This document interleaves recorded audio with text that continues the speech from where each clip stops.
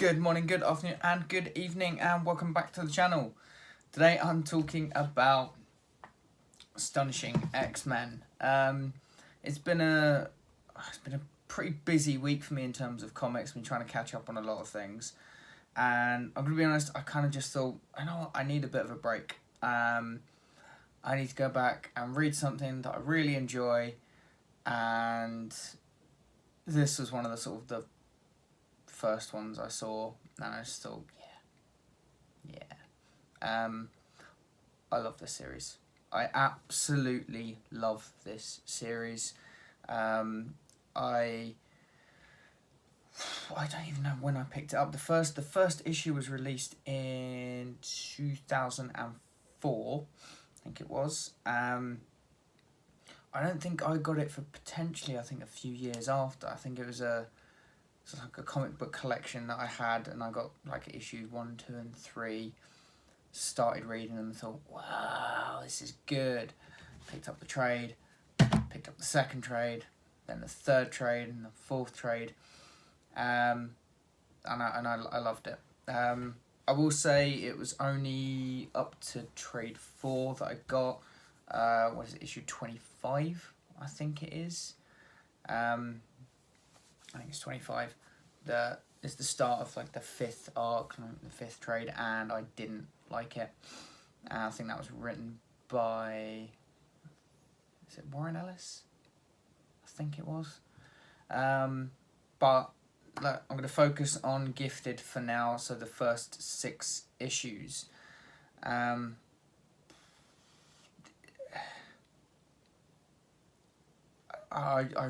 don't even know where to begin, to be honest.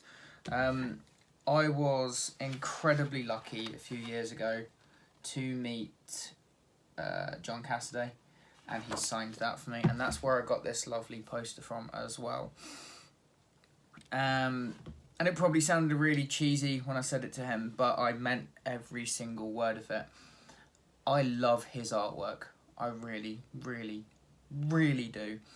I think that there are potentially 3 artists in the business that are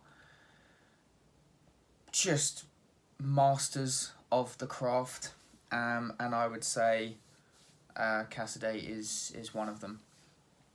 The detail that you get from his artwork, like on sort of a close up of the faces, the wrinkles. I mean the outfits. The outfits in this series, they're just gorgeous. I love them to pieces. I really do. Joss Whedon, obviously he is a massive geek himself. We all know what happened with the first Avengers. It was pretty damn good. Let's not talk about the second Avengers film.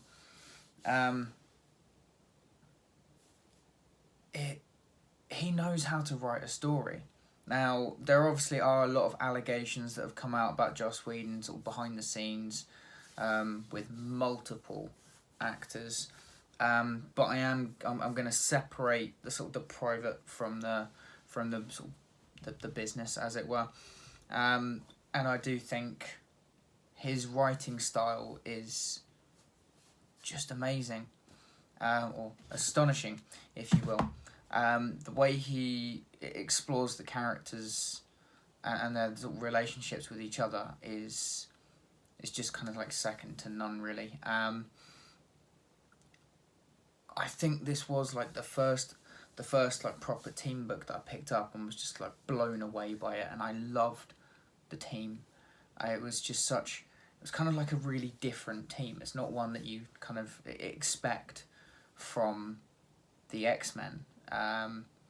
Obviously there's like sort of the classic X-Men you think of. Was it the classic X-Men? You got the Iceman, you got Beast, Scott, Jean, and Angel.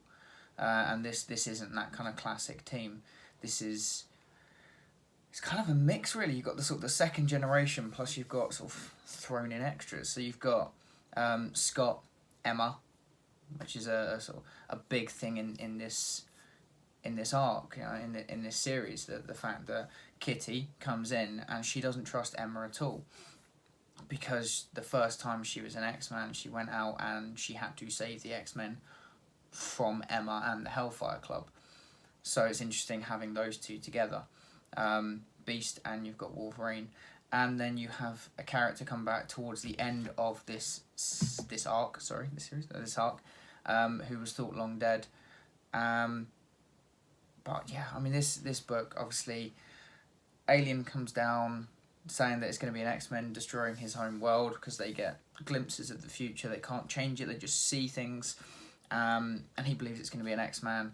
So he makes a deal with S.H.I.E.L.D. and a doctor to find a cure. I don't know how many times we've seen this cure played out in the comics, but this one, like I said, this one was pretty good. It really, really was. It's heartfelt. A lot of moments in this are really kind of heartbreaking. Joss Whedon really knows how to work characters like that, even characters that you don't really focus on too much. There's a certain character in here called Wing that we only briefly see for a couple of pages in total, but when he actually gets his powers all taken away from him, it is that kind of like soul-crushing moment where you think, oh, he's all he wanted to be was an X-Man and now he can't, and it's just, it's so well written. It really is. And I do have to, like I said, I keep going back to John Cassaday's artwork. I do think that this series has probably one of the best covers that I've ever seen. That I don't know why I love it, but I do. It's just amazing. And when I saw that cover, I was just in awe. I really was. It's so simple and yet so effective. And it's just that pretty much sums up this book. It may seem very simple, it may seem very ordinary because of the sort of the dangers and the protagonists, the antagonists that the X-Men have to go up against. But in that simplicity, it's clever, it's well written, it's well drawn, it's just perfection is something that's thrown around a little bit too much. I'm not too sure there is such thing as a perfect book. Obviously, I think I did a video about what is the perfect comic book, and I talked about was it All-Star Superman by Grant Morrison. That I'd say is pretty much close to it. I would actually say that this series is up there as well. There is very, very few flaws. I can't think of a flaw, especially in this first arc. I can't think of one. It is just so good. If you like the X-Men series, if you're a fan of the X-Men comics, if you're a fan of the X-Men books, and you haven't read Astonishing X-Men by Joss Whedon, I cannot recommend this enough. I really can't. It's a fantastic book, and I love it. If there was a special limited edition version out there, I probably would have bought it. I recently discovered that I misplaced my volumes 2, 3, and 4. I was so heartbroken by that, I had to buy them again. I couldn't not. I need this series in my collection. That is how much I love this series. And if you haven't read it and you are a fan of the X-Men, read it. I can't stress that enough. For me, issues 1 to I think it was like 24, just when Joss Whedon's run ends, it's incredible. And arc 1 and 2 feel separate. Then you get to arc 3 and 4 and it's kind of tied all together, and it's writing like that just makes me just go, wow, this is a writer that's really, really on his game.